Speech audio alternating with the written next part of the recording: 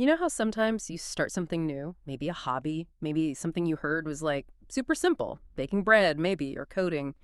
You dive in feeling pretty confident, and then bam, you realize it's actually way more complex, needs way more effort than you thought, turns into a real commitment. Welcome to the deep dive.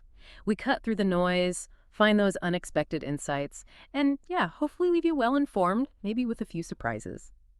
Today, we're looking at a plant many of us probably think is pretty straightforward, the chilies, but as we'll see from our source today, there's often more to the story. We're going beyond just, growing for spice. We're diving into a world of, well, gardening battles, creative solutions, and a pretty unique art project.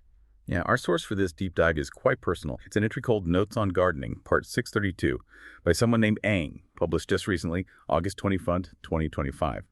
And it's not like a formal study. It reads much more like a gardener's journal. Ang's own thoughts and experiences with chili plants. It gives us this really honest, kind of candid look into what it's like for a dedicated plant person, the ups and the downs. That personal angle is great, makes it really relatable. You can almost feel yourself in their shoes, right? So, our mission here is to really get into the specific problems Aang had with these chilies. Then, we'll look at how they kind of cleverly turned that problem into a skill building thing, an opportunity. And finally, we got to unpack this Bonchi project thing. Sounds fascinating. It might just change how you think about chili plants altogether. Okay, let's dig in. So when you picture a chili plant, what comes to mind? Probably like bright red peppers, maybe growing on a windowsill. Seems simple enough, right? Plant it, water it, pick the peppers. Easy. But Aang's notes, they paint a very different picture. Kind of challenges that whole idea. And it might hit home if you've ever, tackled something that looked easy but turned out to be not. What about you? Ever tried growing something or starting a project that was way harder than you expected? Well, Ang definitely confronts that assumption head on. They say, quite clearly, that chili plants are surprisingly challenging. Mm. And this isn't someone just starting out. Ang seems experienced.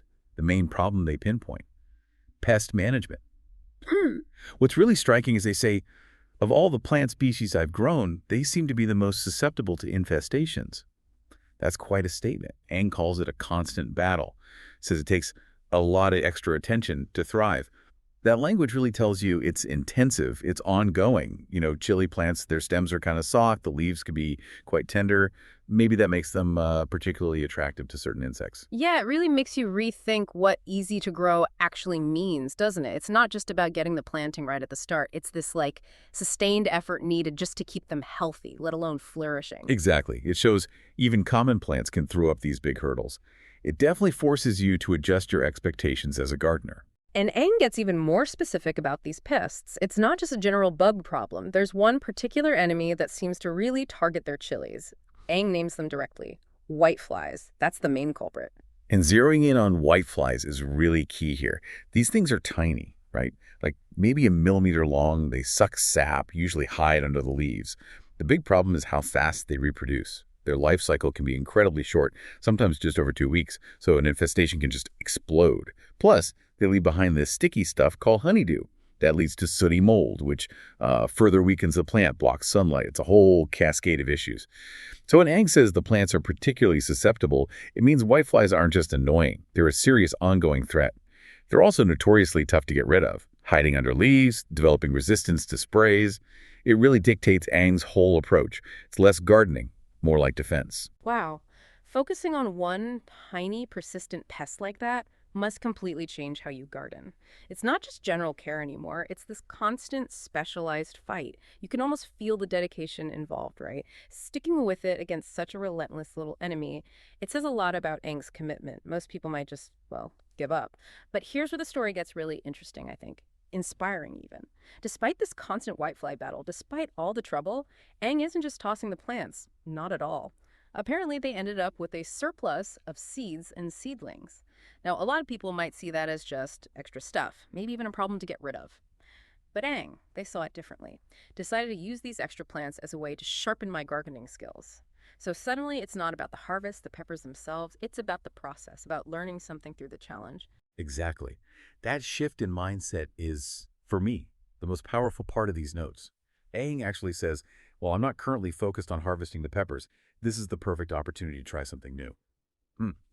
That just reframes the whole situation, doesn't it? What started as this frustrating pest problem, maybe ruining the chance for a good harvest, becomes a learning lab. It's a chance to grow their own skills. It's this amazing pivot from being focused on the end product, the peppers, to focusing on the process itself. Turning that setback, that surplus, into a chance to really level up their gardening game. It speaks volumes about resilience, adaptability, and just plain curiosity. Ang isn't just growing plants, they're growing themselves. That's such a great way to put it. It's like redefining what success means in that context. It's not just about the tangible result anymore, but about the journey, about getting better at the craft. Makes you wonder, doesn't it? How many things in our own lives, maybe work stuff, could we reframe like that? Turn a failure or an excess into a skill builder. Ang literally turned a bug into a feature. So what? Is this something new Ang is trying? It sounds really cool. The name alone is intriguing. Ang mentioned starting their first Bonchi project. Bonchi, what is that? Right. Sounds neat. Well, Ang describes Bonchi quite clearly as a technique that transforms a chili plant into a miniature bonsai. And this is where things get really creative, blending art with horticulture. Think about it. Taking a plant we usually grow for food, something that grows relatively quickly, maybe lives a year or a few, and turning it into this ornamental, living sculpture. Traditional bonsai often uses woody trees like pines or maples, things that live for ages. Using a chili plant as well is pretty innovative, unusual even. It takes a different kind of skill. You're not just shrinking it, you're trying to create this aesthetic, this look of a tiny ancient tree. It really shows Ang's experimental side. That is a genuine aha moment. Who would thought? Chili plants, known for being fiery and, frankly, often temporary, turned into something like a bonsai. It totally shifts your perspective on what these plants can be. It's not just about the spice anymore. It's about art, creativity, elevating the humble chili. From just a producer of fruit to, yeah, a living sculpture. Amazing. And Ang makes it clear this is new territory for them. They say they'll be starting this new exploration in the coming weeks. So it's not like a quick project. It sounds like a commitment, an ongoing journey. Absolutely. And if you think about the bigger picture, this Bonchi project is not just about keeping a small chili plant alive. It's about mastering some really specific, pretty advanced techniques needed for bonsai. Things like meticulous shaping, careful pruning to get the branches just right, maybe even using wires to guide them. Then there's root pruning, which is crucial to control the size and keep it healthy in a small pot. And the whole dwarfing process, it's this delicate balance of trimming, wiring, controlling water, food, light, all while trying to make it look like a miniature aged tree. It's art and science woven together. It takes incredible patience, a good eye, foresight. It's way beyond just basic growing for peppers. It's a deep dive into the plant itself. It really sounds like a beautiful blend of science and art, doesn't it? You have to imagine the patience needed, the artistic vision, turning this everyday plant into a living piece of art. It's more than just having a green thumb. It's about shaping life. So wrapping this up, what have we seen? We followed Ang facing this unexpected, really persistent pest problem whiteflies on their chilies. But instead of throwing in the towel, Ang cleverly flipped the script, turned that challenge into a chance to get better at gardening. And now they're starting this really unique Bonchi project, taking those same potentially problematic chili plants and aiming to turn them into miniature living artworks. Yeah, and Ang's journey really leaves us with a thought, doesn't it, for you listening? What parts of your own life, maybe your work, seem simple on the surface, but might actually hold surprising complexities if you looked closer? And more than that, how could you maybe take inspiration from Ang? How could you transform a persistent challenge, some recurring pest in your life, or even a surplus of something into a creative opportunity, a chance to build a new skill? Maybe it's about taking something familiar and by engaging with it differently, turning it into your own kind of masterpiece, just like Ang is trying to do with those chili plants. Exactly that.